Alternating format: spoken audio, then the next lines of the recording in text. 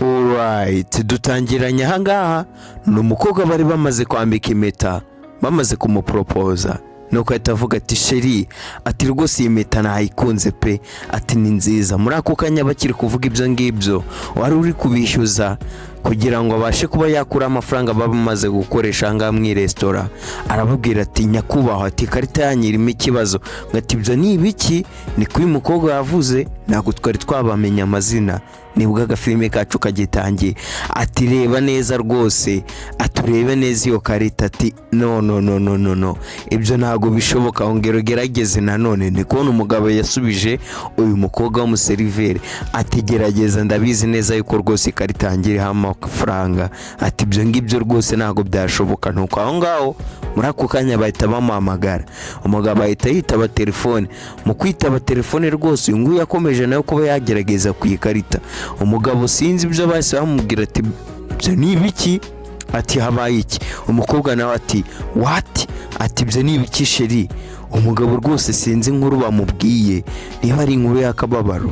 Muri ako kanya ahita abwira umukunzi we ati nahombye kampani yanjye ndetse n'amafaranga yanjye yose nayahombye, nyagasani murabe mureba.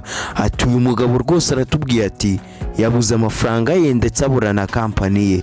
Nuko abwira ati Jessica, kumbe uyu mukobwa bari basohokanye yaramaze guporopoza yitwa Jessica. Ati rero ufite kwishyura rino funguro twari tumaze gufata.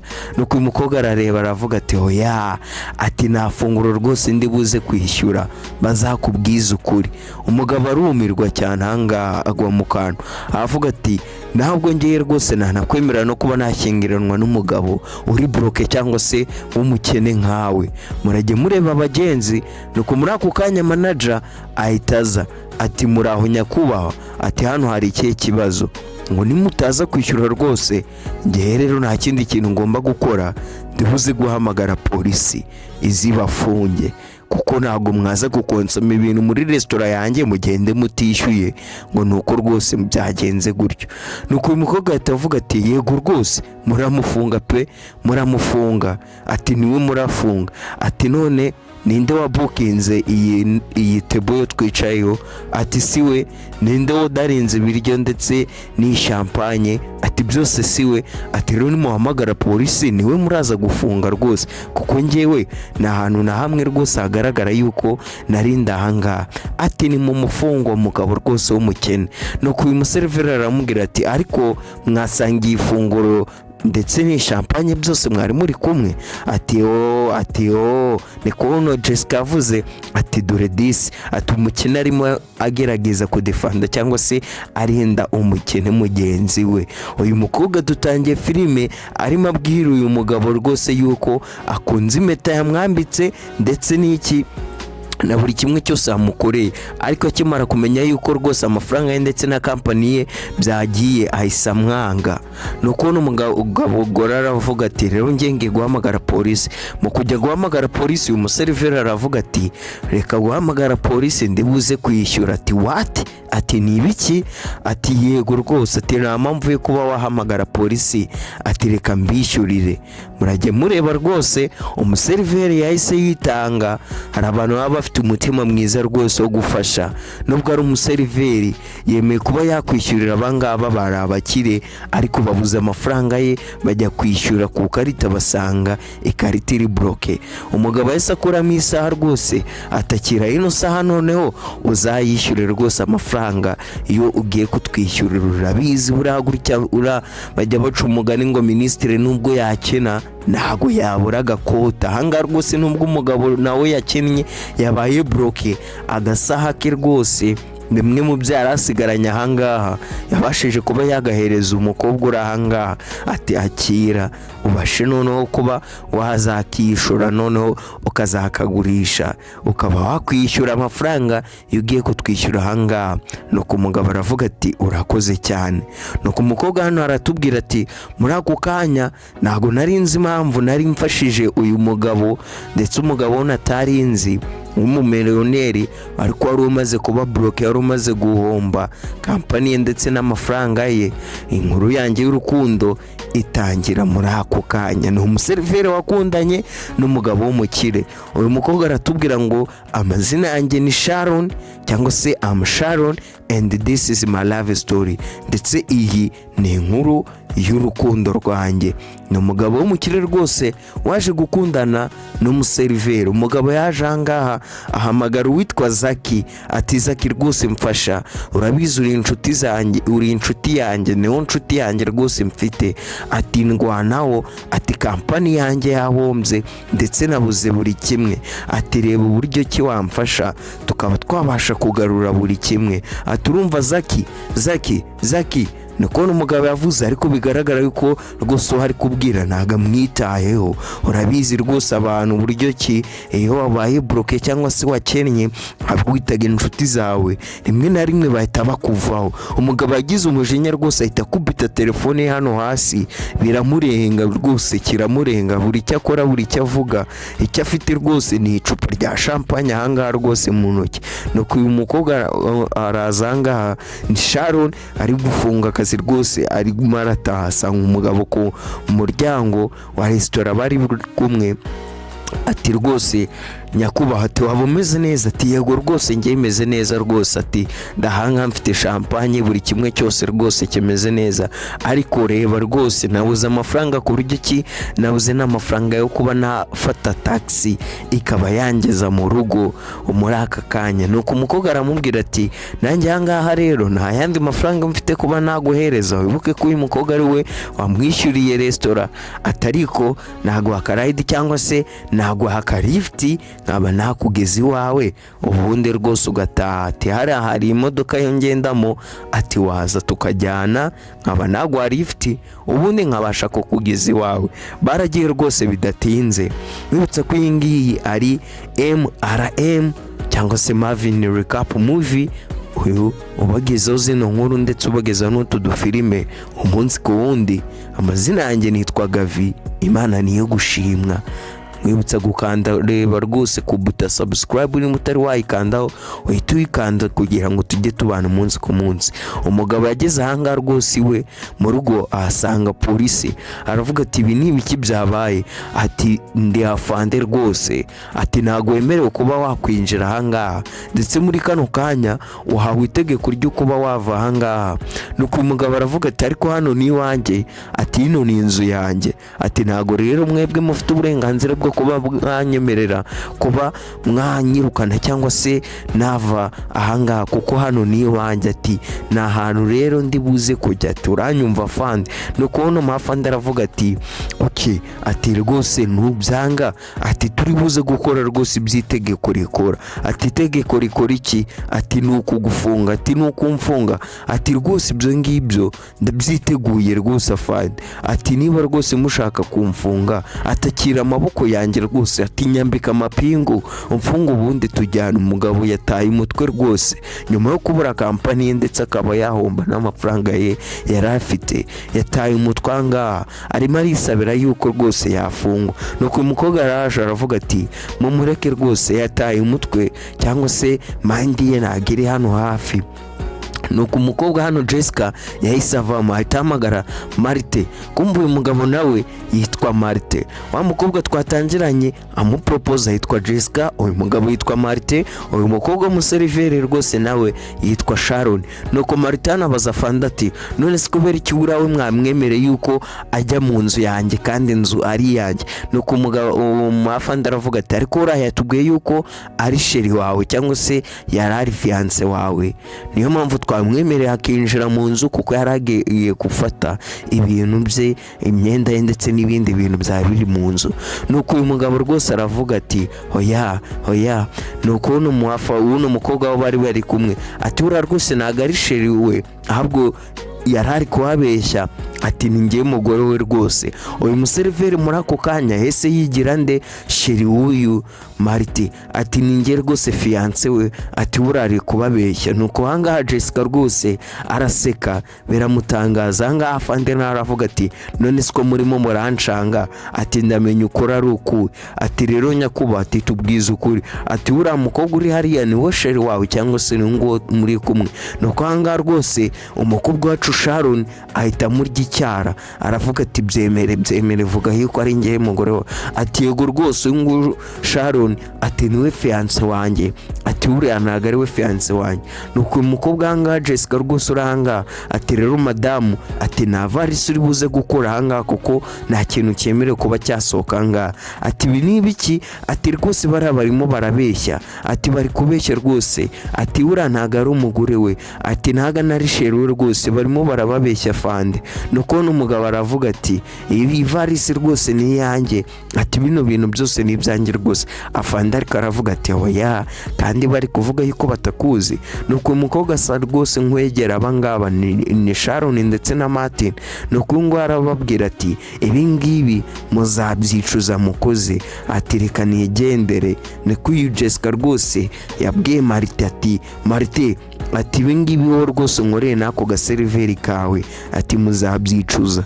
Abangaba bahita bikatira. Polisi rwose iri ku nzu yabo yababwiye yuko batemerewe kuba bakwinjira mu iyi nzu. Nuko umugabo Marite arazabwira Sharon ati nanone rwose urongeye uranabaye, ati urakoze cyane rwose, ati urakoze cyane, ati reka nigendere. Mu kugenda rwose Sharon ahita atangira ngo Marite ati ugiye hese, ati hari ahantu ufite ho kurara, ati reka rwose tujyane iwanjye mu rugo nubwo rwose mfite agazu gatoya, ati ariko reka tujyane. Nuko umugabo aramubwira ati tujyane se kubera iki, ati rwose nta mpamvu reka ngende nshaka hano kuba naryama. Umukobwa aramubwira ati ariko nta mafaranga ufite wenda ku buryo yajya no muri hoteli cyangwa se ahandi hantu, reka tujyane mu rugo. Umugabo aramubwira ati ariko uri umusazi wa mukobwa we, ati oya, ati ntabwo ndi umusazi.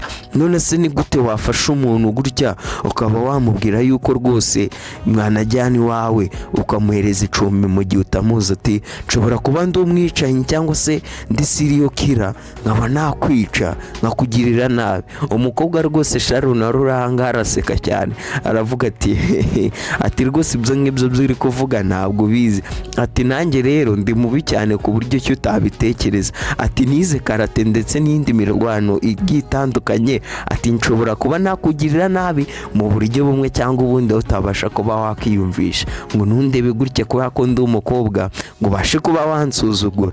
Umukobwa rwose ntibyatinze yamuzanye ahangaha iwe. Mu kugera hano iwe rwose bacana amatara mwewe w'umukobwa cyangwa se aho Sharon aba.